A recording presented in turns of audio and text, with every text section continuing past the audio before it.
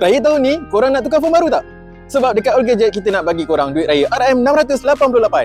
Sempena raya tahun ni, All Gadget ada buka branch baru di Puchong Utama berdekatan dengan Aeon Big Puchong Utama. All Gadget Grand Opening. Setiap kelulusan ansuran dekat branch Puchong Utama, kami bagi duit raya RM688. Hanya untuk model iPhone 13, iPhone 14 Plus, Samsung Galaxy S25 series, Samsung Galaxy Z series dan Google Pixel 10 series. Nak apply pun senang je. Hanya perlukan IC depan belakang dan payslip sebulan yang terkini.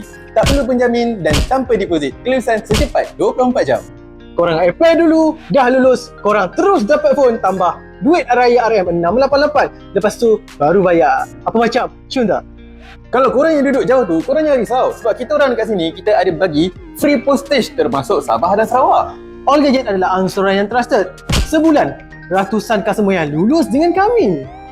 Sila-sila hari ni apply, esok korang dah lulus dan dapat duit raya RM688. Tapi ingat, promo duit raya ni sampai 31 Mac 2026. Hanya di All Gadget Puchong Utama je. Cepat uji saya akan bantu korang sampai dapat dan dapatkan duit raya korang RM688.